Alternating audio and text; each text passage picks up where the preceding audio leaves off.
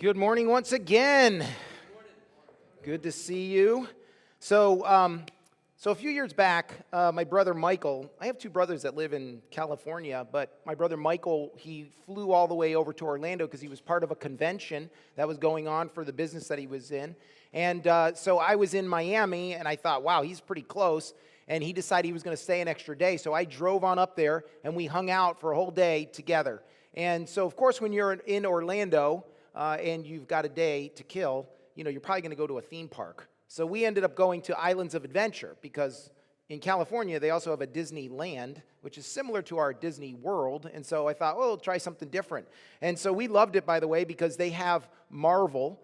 Before Disney bought out Marvel, right? Islands of Adventure still had it. So they have a lot of really cool themed rides and stuff. And we're Marvel fans. When we were kids, we would buy comic books all the time. So it was like a lot of fun for us today. And I also love roller coasters and big rides, and so I'm like, this is going to be a lot of fun. And so we were riding everything, and we thought, okay, we're going to try to ride every single thing that we can ride today, because it was during the week, so a lot less people. But there was one ride in particular where, we looked at it, and it was called Doom's Free Fall, Dr. Doom's Free Fall.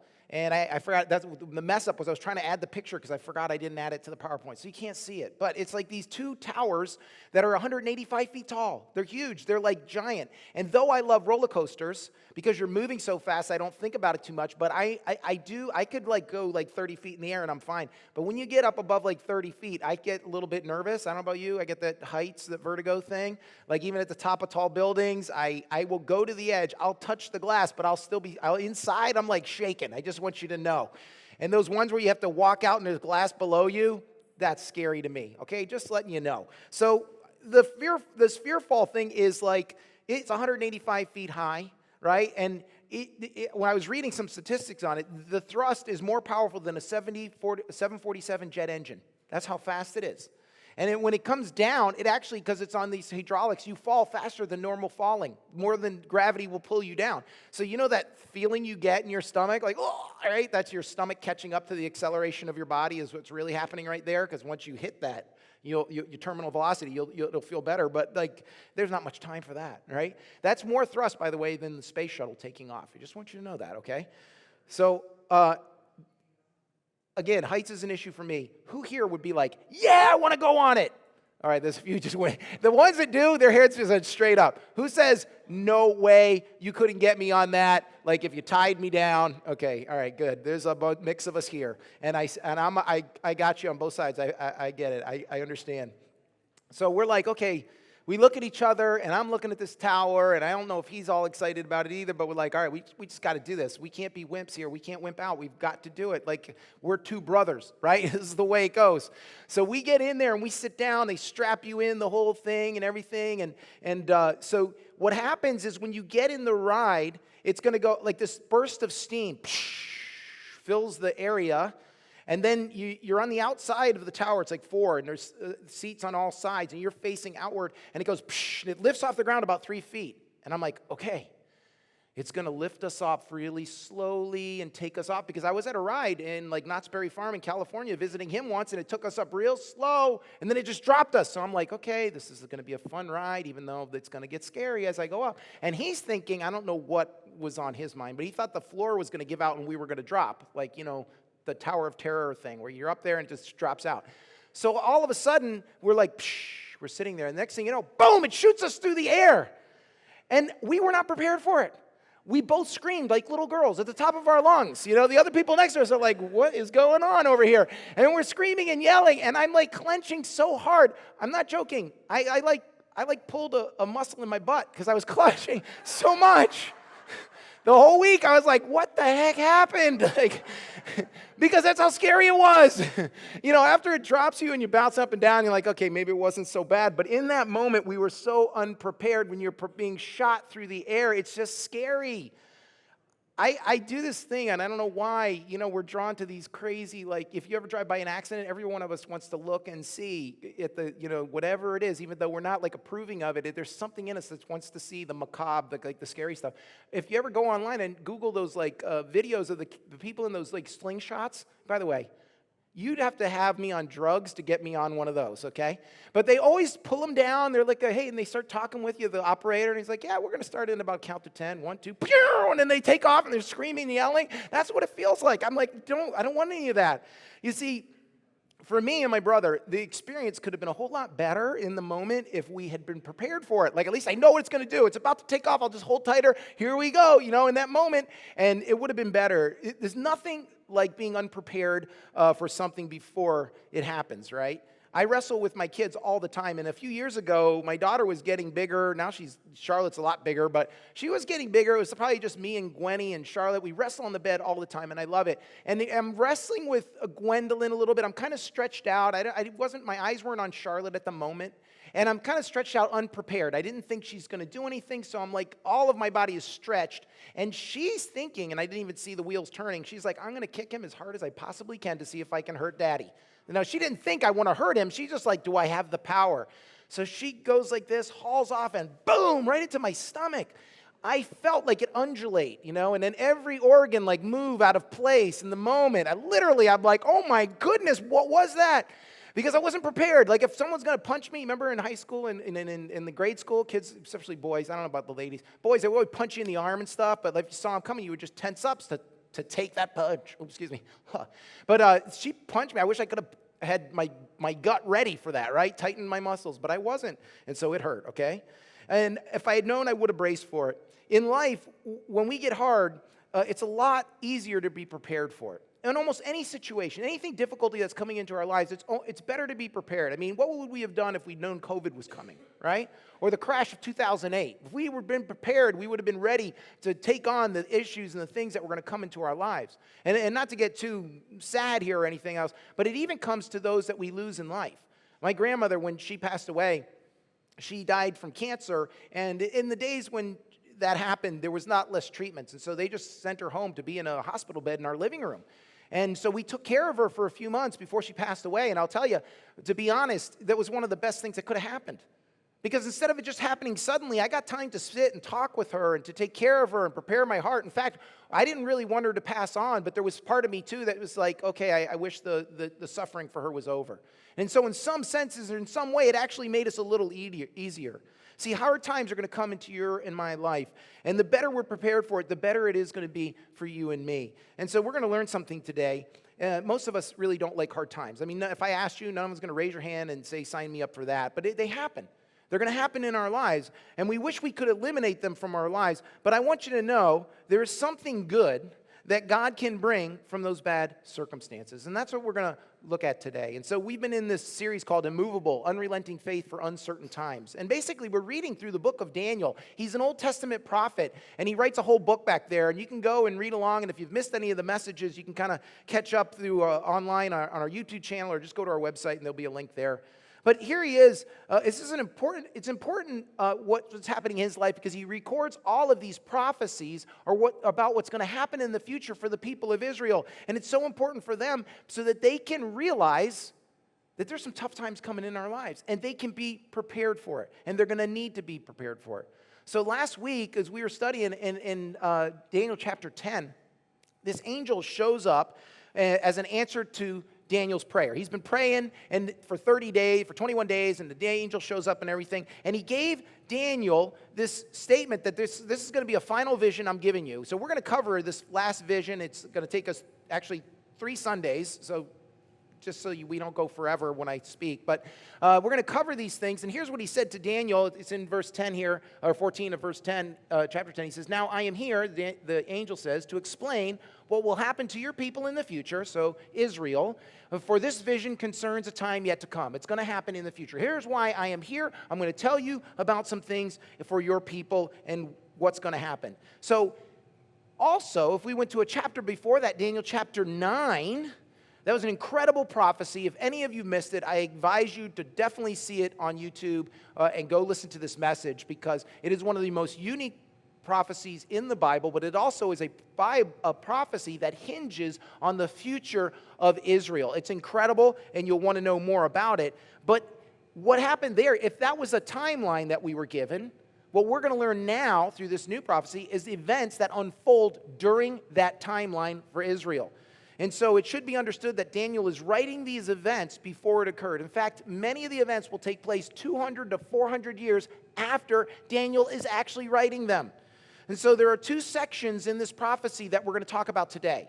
Some of those are for Daniel and his contemporaries. Everything at that moment, when Daniel's writing it, think about this for a moment. Everything is yet future. For them, everything is yet future. But for Israelites today, people who are Jewish, and for you and me, some of these have already taken place. A bunch of them have already been fulfilled, and there is one part that is yet to be fulfilled. And so what we're going to see today as we go over these prophecies really quickly is that this is going to cover that 69 weeks spoken about in Daniel 9. If you were with us, he gives a prophecy of 70 weeks or 70 times 7. So a week would be periods of 7, so 490 years. It's going to cover 483 years is what we're going to go over today. And so they're already history. They're already past. And so for us, it's going to be a little bit easier for us to understand these. Today, we're going to look at those prophecies that have already been fulfilled. And they were foretold, these events. The Jewish people were. But Israel can't do anything to stop them, I want you to know. Even though they're going to be able to read them during the time that they're happening, they're not going to be able to stop them. And they would even be hard for them to understand what they meant before they actually occurred. Because as we read them, you're going to go like, wow, this is really incredible. But the only way we would be able to know that they happened is to see history by looking back. And so they're going to end up making some perfect sense to you and me because we have the benefit of history. So let's get started here. Here we go. Now then, the angel speaking, I tell you the truth, 3 more kings will arise in Persia, and then a 4th who will be far richer than all the others. And when he has gained power by his wealth, he will stir up everything against the kingdom of Greece. All right, so again, if you've been with us through the series, that, go back to the other thing. Oh, I have to finish reading it. Yes, thank you. Go ahead. Go ahead. Then a mighty king will arise who will rule with great power and do as he pleases. After he has arisen, his empire will be broken up and parceled out toward the 4 winds of heaven. It will not go to his descendants, nor will it have the power he exercised, because his empire will be uprooted and given to others. Okay, so this section we're kind of really familiar with, to be honest, because Daniel is writing at the time of the first Persian king named Cyrus. Okay, so everything he's going to speak about, he doesn't really know is going to happen, but what he's saying is there's going to be 4 new kings that come. 4 new kings, but actually there's going to be a few more than that. And so if you think about it for a minute, Daniel at the moment had been praying in chapter 10 to understand what God is going to do through the people of Israel because he understood that they were going to return to the land. So he's thinking, okay, when they return to the land, what's going to happen? All will be good again, right? Once they get there, everything's going to be great because they had been taken captive, and that's why he's in Babylon right now. He's been taken captive to Babylon. They're there, but he's going to be released to go back. And so he's thinking it's going to be just like old times. We can set up our kings again. We can rule ourselves. We can do what we please. But the vision, that's not what the angel's telling him. The angel's saying, hey, wait a minute. You might be here right now, but there's going to be even 4 more Persian kings, and even more than that, actually. And so they're going to control the nations. They're going to control the Jews. The Jews are not going to have this power. So he's warning them ahead of time, look, things aren't necessarily going to get better, even though you're moving out of Persia. In fact, it's going to get pretty difficult. And so there's 4 more kings that arise. I'm just going to put up this slide right after Cyrus. Oh, my thing is not working again. Just right after Cyrus was Cambyses, and then there was Pseudo-Samaris, and then there was Darius, and then there was Xerxes or Ahasuerus. And that's the 4th king that he spoke about. And he said, that king, this guy is going to be more wealthy and powerful than the other guys. And it's true, he was. In fact, Xerxes is the same king that was in place, or Ahasuerus, I put that near the side, because if you go back to the book of Esther, that's the king right there. And the book of Esther opens up with this guy throwing this lavish party. I included it here just so you guys can read it. The first verses, go to the next screen. The first verses of Esther say this: these events happened in the days of King Xerxes, who reigned over 127 provinces, stretching from India to Ethiopia. So the Persian Empire is this huge at that time. At that time, Xerxes ruled his empire from his royal throne at the fortress of Susa. In the 3rd year of his reign, he gave a banquet for all his nobles and officials. So 127 provinces, all these people are there. He invited all the military officers of Persia and Media, as well as the princes and the nobles of the provinces. The celebration lasted 180 days, 6 months they're partying. a tremendous display of opulent wealth of his empire and the pomp and splendor of his majesty, because that verse just told us that the fourth king is going to have all this wealth. The reason he does this is because he wants to convince all the other nations that he oversees to gather together and join his army, because he wants to attack the Greeks, right? And so that's what he's going to do. And now, if you know a little bit about the book of Esther, just for you Bible scholars on the side here, he asked Esther to come out during one of the parties and say, hey, can you come out so I can show how beautiful you are? And she refuses to come out. So he's like, I'm trying to show everybody I'm an awesome leader. Look at all this opulence. I'm trying to convince them to come with me to fight against the Greeks, and my wife won't even listen to me? It's going to look really bad. Think about it. And so that's why he removes Esther. That's just on the side. Okay, so he's thinking, if you can't even ask your wife to do something and they do it, how are you going to command a big army, right? And so the mighty king, so what happens is, if you've ever seen the movie 300, anyone seen the movie 300 here? Okay, that big king that fights against Leonidas, that's Xerxes. Okay, now he wasn't 8 feet tall, he wasn't godlike, but all those armies, he gathered all those armies from the east to fight against the Greeks. But the Greeks actually defeat him. And they end up, even in another battle, they end up wiping out his navy too. So he ends up going back, and then there's his son, Artaxerxes, who's from the book of Nehemiah. He lets the people go back to rebuild the city of Jerusalem, which was part of the prophecy of Daniel chapter 9. That's when the prophecy begins. And so there are a couple more kings of Persia that reign, but then they're going to get wiped out, because the mighty king that we read about in that prophecy that shows up is none other than Alexander the Great. And Alexander the Great takes over basically Persia in about 6 years, and he's about 33 years old, and he ends up dying young, and the Greek kingdom gets divided up between 4 generals. And so we have a map. There you go. Thank you. She's ahead of everything. So it gets divided, and over here, the Macedonia, that goes to Cassander. It's there on the bottom. Lysimachus gets over here where the area of, Thrace is, Asia Minor they call that. This whole area right here was the Seleucid dynasty, and then down here is the Ptolemy dynasty in Egypt. And so they split up the whole thing. But as we're going to move forward here, the rest of the prophecies will focus on just these 2 kingdoms. These 2 right here, the 2 in green, this one over here that says Media and Egypt. And the reason it's going to focus on this is because this prophecy is about Israel. It's about the future of the people. And Israel is this little tiny place right near Tyre. Do you see where it says Tyre down there? Man, I got to get this thing working. If anyone wants to buy me one, I'm just kidding.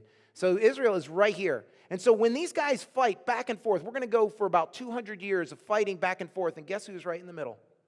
Little Israel, right? They're going to get stuck between a rock and a hard place right here. And so we're going to go through this, and I want you to notice something. And this is not going to be like a normal message, and I've said that a couple times during this series, because Daniel's not like a normal book. And so we're going to cover some history, and I'm going to try to make it as plain and crystal clear as I can. And here's the thing that I want you to notice, that Daniel wrote this 200 to 400 years before it ever happened. God is accurate in what he predicts, and I hope today what that's going to do, part of what was going to do today, is strengthen our faith in the Bible and in the God who wrote it. So we're going to get going here. And so the king of the south, so the south, anytime we mention the south, that's going to be the Ptolemy dynasty down in Egypt, and it will become strong, but one of his commanders will become even stronger than he and will rule his own kingdom with great power. After some years, they will become allies, and the daughter of the king of the south will go to the king of the north. The king of the north will be the Syrian dynasty, or the Seleucids that we saw on this side of the map, to make an alliance, but she will not retain her power, and he and his power will not last. In those days she will be betrayed together with her royal escort and her father and the one who supported her. Now these verses are in your outline because we're going to keep moving, and as I talk about them you can look because it might not be up on the screen. But Ptolemy I, go ahead to the next slide. Ptolemy I, this is talking about Ptolemy I and Seleucid I. Together they kind of help, Ptolemy helps Seleucus basically take power and control the area of Syria. He helps him out. And so they kind of have this, so they're kind of like this relative relationship. But the problem is that this guy gets more power than the others. He gains more power than Ptolemy, and that's what he said. The kingdom, the guy from the north will gain more power, and that's exactly what happens. And so what happens is that these guys live for several years, and they have kind of an alliance because you helped me gain this, so there's not a big deal. But then the next generation of kings come, and this is Ptolemy II and Antiochus number 2. Ptolemy II wants to secure this alliance with Antiochus. And so he's like, okay, that generation's passed, so here's what I'm going to do. I want you to marry my daughter, Bernice. So he says, can you divorce your wife, Laodicea? That's her name. Can you get rid of her? In fact, he kind of like pushes him to do it in order for her to take his daughter, Bernice. And so he does. He divorces his wife and the children that he had with him, and he kind of puts them away. He doesn't kill them or anything, but he just puts them away. And so now Bernice and Antiochus are married. But Ptolemy, too, dies 2 years later. And Antiochus didn't really ever want to divorce his wife, so what he does is he decides, okay, now I'm going to take my other wife back, and he divorces Bernice. Okay? So Laodicea, she is like, I never liked that girl, and I don't like what you did to me. She's burning inside. So she takes revenge upon him, stabs him in the back, literally kills him, Antiochus too, and then he kills Bernice and their young son that they had together. She wipes him out, okay? So when he was speaking there about making the alliance that she will not retain her power, he's talking about the daughter that he marries to her. She won't retain her power, nor will it last. And so she becomes betrayed. That's what it says, and that's exactly what happened. And therefore, the alliance between the two is now very shaky. So let's go to the next verse. One from her family, so this is Bernice's family, one from her family, will also arise to take her place. He will attack the forces of the king of the north. Remember, she is from the south, but was living in the north because she was married off. So this guy from the south will attack the forces of the king of the north and enter his fortress. He will fight against them and be victorious. He will also seize their gods, their metal images, and their valuable articles of silver and gold and carry them off to Egypt. For some years, he will leave the king of the north alone, and the king of the north will invade the realm of the king of the south, but will retreat to his own country. So Ptolemy III now comes up. Okay, put up the kings. So this guy's when he died, this guy now takes his place 2 years later, and this is actually the brother of Bernice. So one from her family comes, and he's mad. You killed my sister. And so he attacks and he fights against Seleucus too. And when he goes in there, because now remember, this is the daughter now of the son actually of Laodicea, because he was killed, stabbed in the back. He takes over, and now he's angry, and he comes and he attacks. And he is so mad, he brings a large force. He actually wins, but this guy kind of retreats, and he's not captured. He's kind of hidden away. And so, what he does is he raids the capital. And he takes back gold, 40,000 talents of gold, and he takes about 250,000 idols that they worshipped, and he takes them back, like, I'm taking your gods with me. And that's what it said in the prophecy. He took all this back with him. And so after several years, Seleucus II, the son, decides, I didn't like what you did to me, and in 240 BC, he attacks Egypt, but he's not successful. So he heads back down and attacks him later after he regains his strength, but he's unsuccessful. So let's move on. His sons will prepare for war and assemble a great army, which will sweep on like an irresistible flood and carry the battle as far as his fortress. Then the king of the south will march out in a rage and fight against the king of the north, who will raise a large army, but it will be defeated. When the army is carried off, the king of the south will be filled with pride and will slaughter many thousands. Yet he will not remain triumphant, for the king of the north will muster another army larger than the first, and after several years he will advance with a huge army fully equipped. So when Seleucus, go back now to the next screen. So when Seleucus actually passes away, Antiochus III the Great arises into power. It's one of his sons, and that's what it says. His sons will prepare and assemble a great army, and that's what he does. He assembles this huge army, and he goes to fight Ptolemy IV. So he's like, I'm going back into Egypt. Now think about this. These armies are going back and forth, and who's right there in the middle? Little Israel, right? The Jewish people, the little nation. And also I want you to know, think of the accuracy that's happening right now. I just want to remind you of that. We have the benefit of looking back in history, and we see how easily and how great it lines up with everything that Daniel had spoken. And so he goes back and he launches an attack against Ptolemy number 4. Now he hears about it, and this guy's got 70,000 people in his army, and so he goes to meet him with another 70,000 people, but Ptolemy defeats him before he makes it into Egypt. In fact, it's pretty much a slaughter, and that's why so many people died. About 70,000 people died, and Antiochus the Great goes back to Syria defeated and without his army.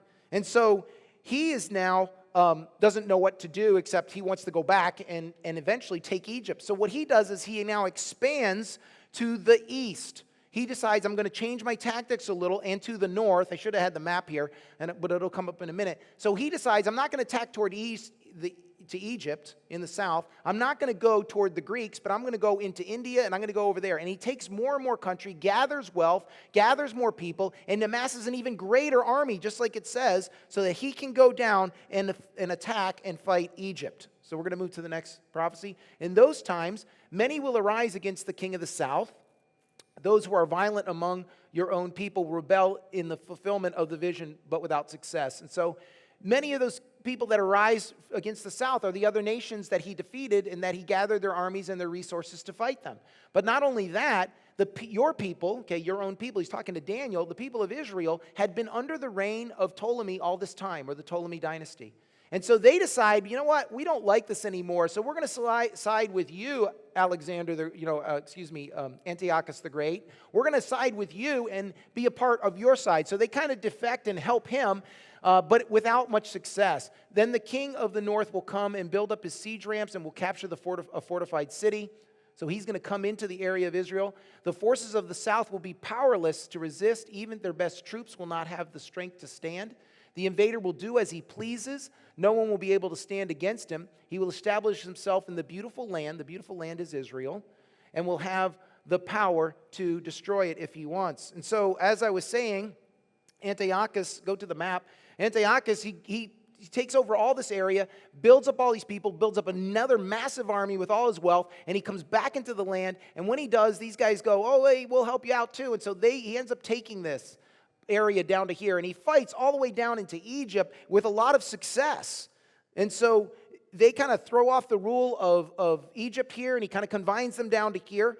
And he also gains this area of Israel under his ability now. And so he's able to attack Egypt there. So now that's where it lies at that last verse there. But let's go to the next verse. So he will determine to come with the might of his entire kingdom and will make an alliance with the king of the south.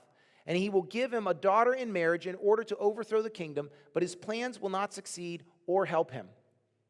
Then he will turn his attention to the coastlands and will make many of them, but a commander will put an end to his insolence and will turn his insolence back on him. After this, he will turn back toward the fortress of his own country, but will stumble and fall to be seen no more. So I hope you guys are tracking with me, but we're still on Antiochus 3. Go back to the thing there. So here he is. He's gone down into the land, but he hasn't taken all of Egypt.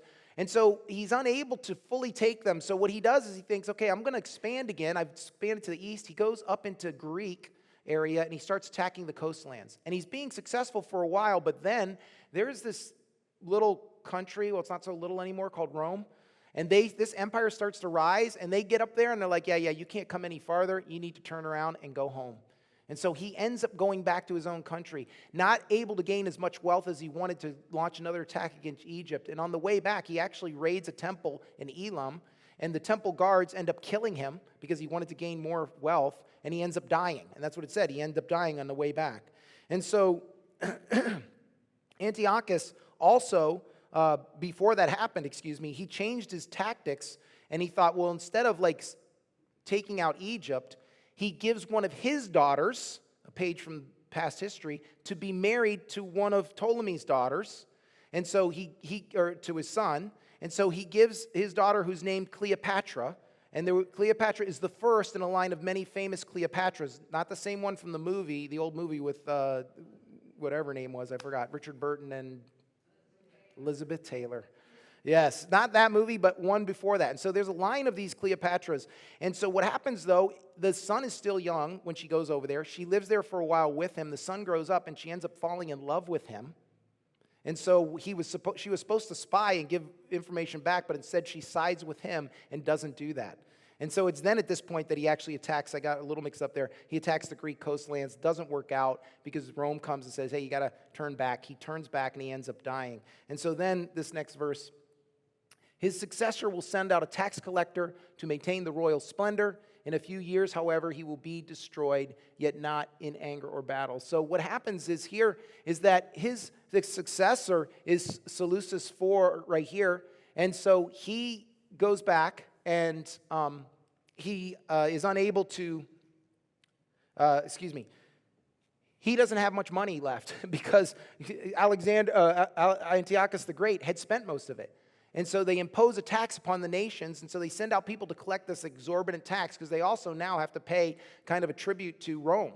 And so as he goes to do it, Seleucus sends out his guy, and his guy, 2 years later, Seleucus mysteriously dies, and they believe it was at the hand of the guy he sent as the tax collector, and that he was probably poisoned. And so this guy suddenly dies. Now, I took the time to go through that whole section right there, and I hope I didn't bore you, and I hope for some of you found it interesting, and I tried to make it simple to let's just see mostly how accurate the scriptures are. But I want you to know this, and I only got 2 points today, and so if you have your program out, then you might want to fill this in. Accepting difficulties in life gives us a proper perspective on God. Accepting those difficulties in life gives a proper perspective on God.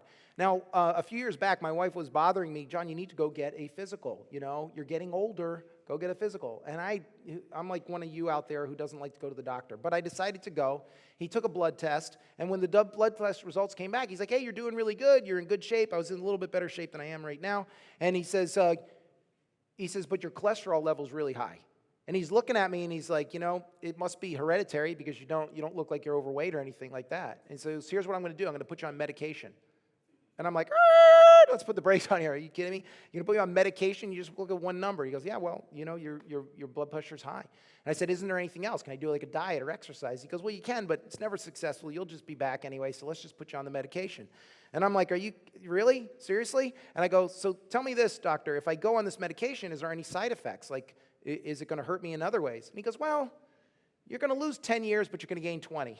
And I said, are you kidding me? I don't want to lose any years. I don't want that to happen. I don't want to go on this medication. Every time we take a medication, isn't there a side effect to medication? Right? You ever read those bottles and you hear it on the TV or whatever, and it's like, this will help you with headaches, this will help you with something, digestion, this will help you with, other issues in your life, and then it says, and then they read off all these things. Some bleeding, headaches, stomach cramps, all this stuff is going to happen in your life. You're like, what? Are you kidding me? Right? And when you read the side effects, right, that the medicine tells you, you need to read them. Because if you don't read them, then you might find yourself getting a headache and go, why am I getting a headache? I don't even understand this. I thought I was supposed to feel better. Or a stomach ache or bleeding from some place on your body, and you're like, is this supposed to happen? Right? But what happens if you've read it and you're like, oh, I'm prepared. Here's what it tells me to do. Right? Knowing in advance sometimes that we're going to go through some difficulties, like, look, if you take this medicine, there are going to be some difficult side effects that you may have to take, prepares us for the moment that those difficulties arise. Israel may not have been prepared for it, like all this stuff coming into their lives. But when it was happening, these prophecies were an assurance that it was still God's plan. I mean, think of being Israel in the moment of all those things are happening back and forth, and we're like, weren't we supposed to be like kings by now? I mean, God, have you given up on us? You returned us to our land, but here we are 400 years later, and nothing has changed. Nothing has changed. Where are you? I mean, think about this for a minute. 600 years, Israel ruled in some way in the land of Israel. They were the rulers. When Joshua got into the land, he was a judge, and there was a whole period of the judges that ruled. And then they gave him a king, and there was this whole period where the kings would reign. And so all these time, they were reigning in some way. Sure, they had their ups and downs, but there was always hope on the horizon. And here they are going, where's their deliverer, God? You sent us back here. We're supposed to have a king coming. Our Messiah will come one day. And just think about the expectation of the Messiah coming, that he's going to free them up for 400 years of no king, no power. We're just in the land trying to exist while everything else around us is telling us what to do. You see, they were expecting to rule again, but it's not going to happen. Not going to happen. And God shows them, look, this is what's going to happen in those 69 weeks, those 483 years that you guys are going to be living out in the land before the Messiah comes the first time. This is what's going to happen. Here it is. I'm detailing it for you. It's going to go back and forth. And I want it to be so real that you'll go, yeah, oh my God, he's telling us about it. He hasn't forgotten us. He knew what was going to happen. You see, guys, you and I in life are going to go through difficulties. If we think that difficulties aren't supposed to come into our lives, then when they come, we're going to be totally taken aback. We're going to be like, what the heck, God, where did that just come from? Are you still there, God? Did you just see what happened in my life? You see, we have to understand that as Christians, it's not an easy life. I don't care what anyone tells you. I don't care if people tell you you're supposed to be rich or you're never supposed to get sick again. All these things, that's not what the Bible says. In fact, Jesus, kind of his last words, he's taken like this 2 chapters to pray. It's actually, I think, 3 chapters to pray for you and me on the night before he's going to be betrayed. This is like hours before the guards are going to come take him away. He's praying for you and me, and this is what he says.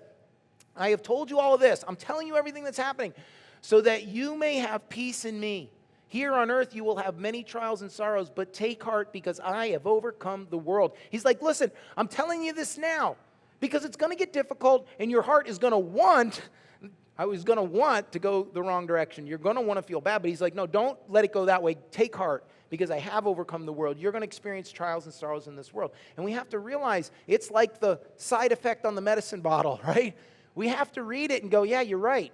The Christian life is not going to be the easiest thing. It is better than our other life by far. It will always be better. But we're still going to go through some difficulties. And so we should not be deceived. Being a disciple is not easy. But he wants us to trust in him in all circumstances.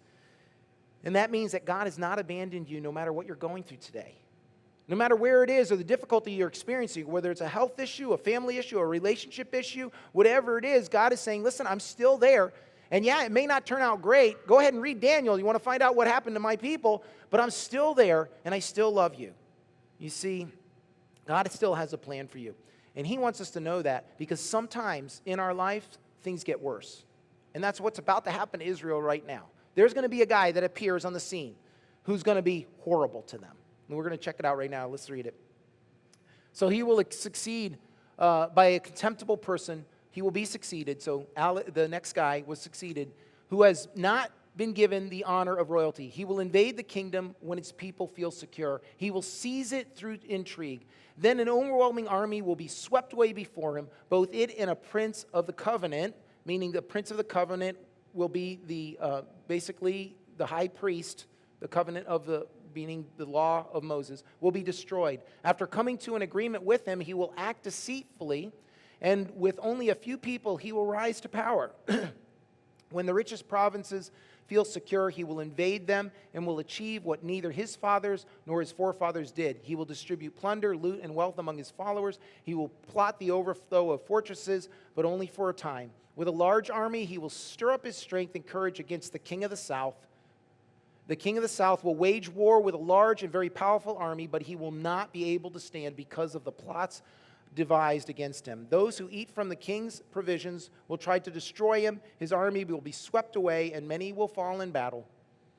The 2 kings, with their hearts bent on evil, will sit at the same table and lie to each other, but to no avail, because an end will still come at the appropriate time. The king of the north will return to his own country with great wealth, but his heart will be set against the holy covenant. He will take action against it and then return to his own country. What's going on here? You see, the things get worse for the people of Israel. Antiochus number 4, Epiphanes, which means one like God, because that's who he thought he was. He rises to power. And now he's going to amass this large army. He was known for giving out lavish gifts to the people that were part of his kingdom so that they would stay loyal to him. And so he ends up, now that they own the area of, basically have taken power in the land of Israel, he wants to Hellenize that area, so he actually murders the high priest, and he puts his own high priest in his place. And he makes it illegal for them to follow the law of Moses so that they will now, because their customs were different than the Greeks, and he wanted them to be more like the Greeks. And so he will then also decide to fight against the king of the south again. Because of the marriage to Cleopatra, which would have been like his daughter, his sister, Ptolemy IV right here is actually his nephew. That's his nephew. So when that happens, he actually tries to make a pact with him, and they make a treaty. They sit down at the table together, but both of them are lying, and both of them deceive each other. And so here's what happens after that. At the appointed time, he will invade the south again, but this time the outcome will be different from what it was before. Ships of the western coastlands will oppose him, and he will lose heart. He will turn back and vent his fury against the Holy Covenant. He will return and show favor to those who forsake the Holy Covenant.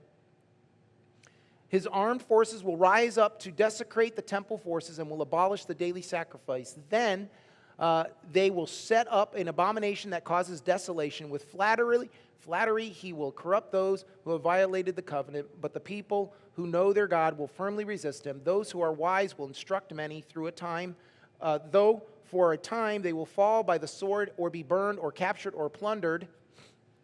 When they fall, they will receive a little help, and many who are not sincere will join them. Some of the wise will stumble, so that they may be refined, purified, and made spotless until the time of the end, for it will still come at the appointed time. And so this is the area we're done covering today. But Antiochus, number 5, Epiphanes, or 4, realized that he'd been betrayed by his nephew. And so he gathers another army to attack. So he gets all of his forces. He goes down toward Egypt. And when he gets to Alexandria, which is right here, he's got his forces down here.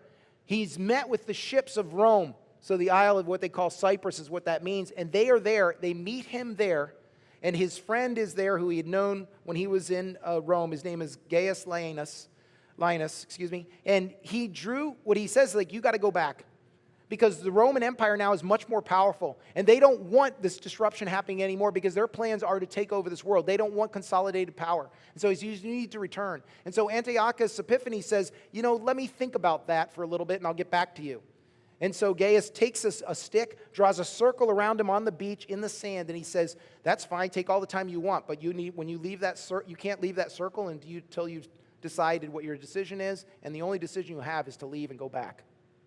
Of course, he's embarrassed, and this guy thinks he's God, so he's like in a rage. He's not going to fight them, and he ends up going back. But on the way back, he ends up going right over here to Israel, and he is so mad because those are people that were hard to subjugate in the first place that he just goes in there and he wreaks havoc.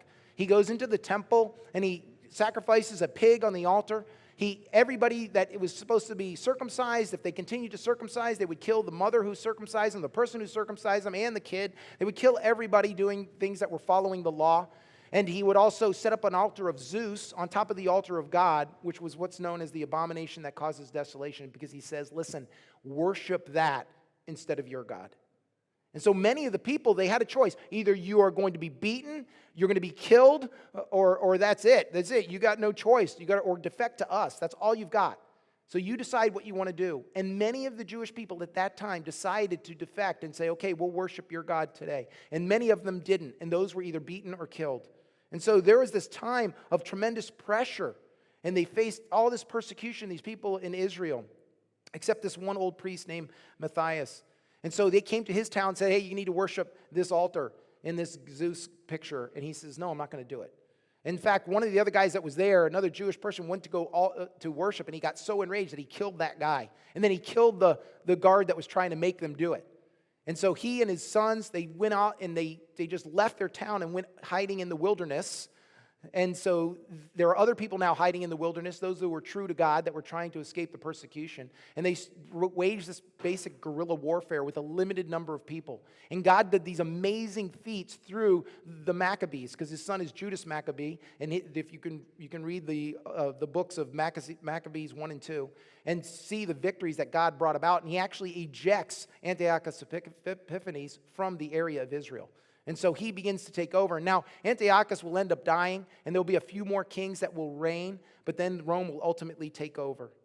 And by the way, when they eject him, they go to the temple, and they cleanse the temple. So they get rid of all the stuff. They get rid of the altar. They even build a brand new one. They clean all the vessels. They fix everything up, and they start worshiping again. And once they've rededicated the temple, they celebrate that dedication for 8 days. And that's what the Jewish people celebrate today. It's called Hanukkah, or the Feast of Dedication. That's what they call it. And that happens around Christmas. And there was also this tradition that's found in one of the Talmud, and it says that there was only, when they were restoring the temple, there was only one jar of the oil that the high priest could make, only with a special formula, and it was supposed to burn the menorah without fail. They would always fill it so it never went out. And there was only one jar filled, and it was only going to last one day. And it would take another 7 days for them to get the high priest and get everything in order so that they could make it. But that one jar supposedly lasted the whole 8 days. And that's part of the celebration that they celebrate in Hanukkah. And so here's the point. So I'm just going to close here because I don't want to keep you guys here forever. But here's the last thing I want you to know. The difficult times we experience exist to purify our lives. The things that you and I are going through exist so that it can purify our lives. We're going through something tough. especially for Israel, as we look on, we see that it was so clear what they were going through. Difficult times in our lives arise. They had the benefit of saying, oh, these were supposed to happen. Sometimes we don't. But there is something that God wants to do through those hard times. He wants to see if we're going to stick it out with him sometimes. Do you ever notice that? It gets very difficult for you and me to go, oh, well, should I do it his way?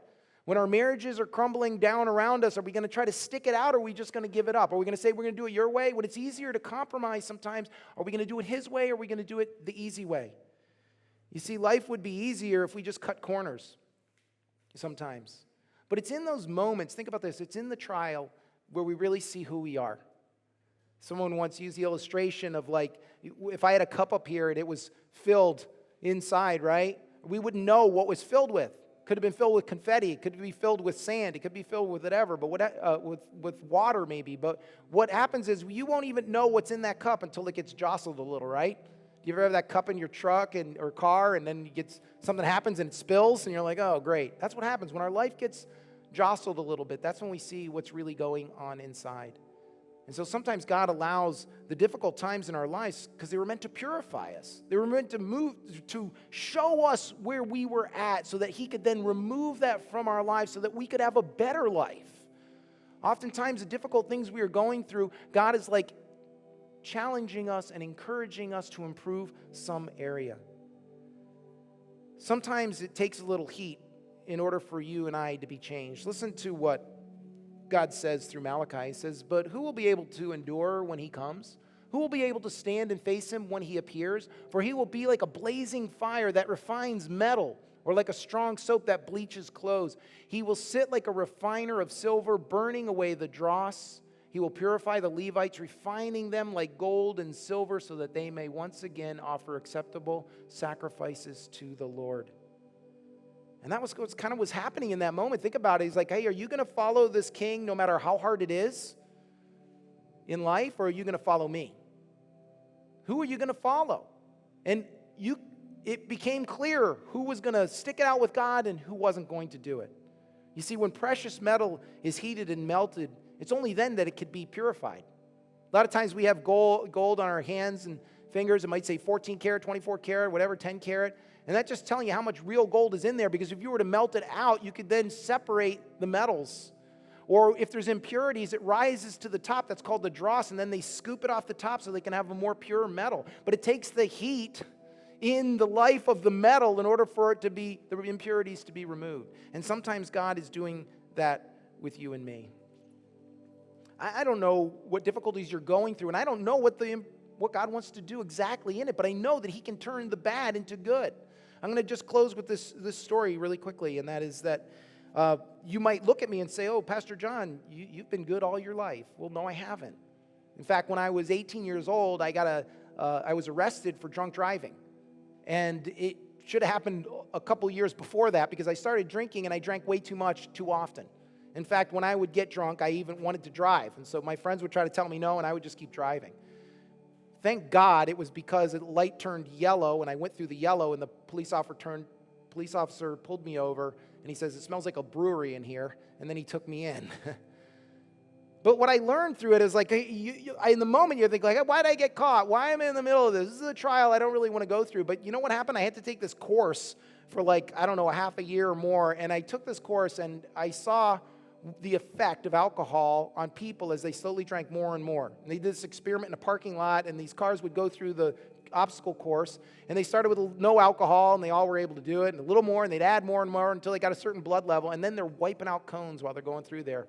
And all I could see was people standing there being wiped out.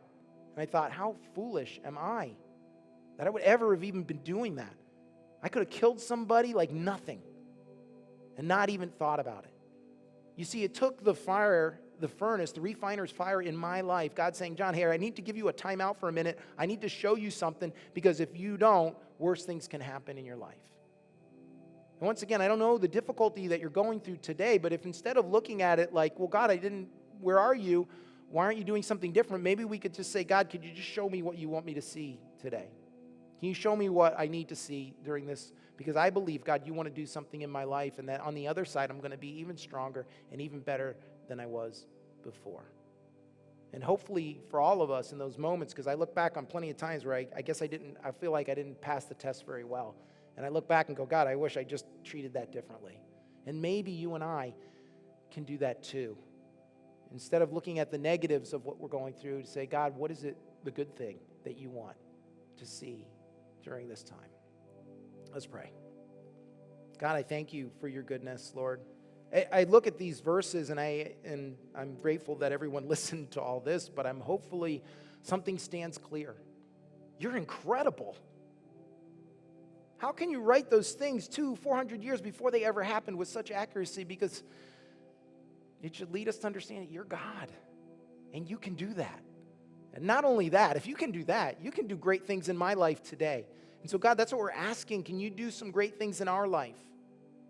Lord, in the circumstances that any one of us might be going through right now where we're doubting you or God, or wondering whether you care or not, God, can you show yourself strong on our behalf? Lord, thank you for being who you are and for loving us and really not abandoning us. As we read your word, we can see clearly you never, ever abandoned Israel, and you're not going to abandon us. Thank you, God. Listen, just for a moment, if we'll just remain in an attitude of prayer, and if you've never accepted Jesus into your heart, he's the Messiah. He's the king that Israel has been waiting for to set them free. But they missed him the first time because he came to set them free from sin. He's going to come again and he's going to liberate them. We're going to find that out next week. But the first time he came just to set us free from the most powerful thing that could ever afflict us, and that is our own sin, our own disobedience, our own turning from God. God loves you so much that he said, I'm not going to let you be like that. I'm not going to let you live your life that way. I am going to come into your history, into your life. I'm going to come to this planet. I'm going to die on a cross to pay for all those sins so that you and I can be together forever, and you don't have to be controlled by that sin any longer. And if you've never invited Jesus into your heart and never experienced that freedom, I want to invite you to do that right now, simply by asking him. And so I'm going to lead you in a prayer that's simply asking God to do that. And if that's you today, I want you to repeat these words. In fact, I'm going to ask everybody to repeat them right now. Dear God, I invite you inside to be my God, my Savior, and my friend. Forgive me of all I've done wrong. Thank you for dying for my sin. This day, I give you my all. From this moment forward, in Jesus' name I pray. Amen. Amen.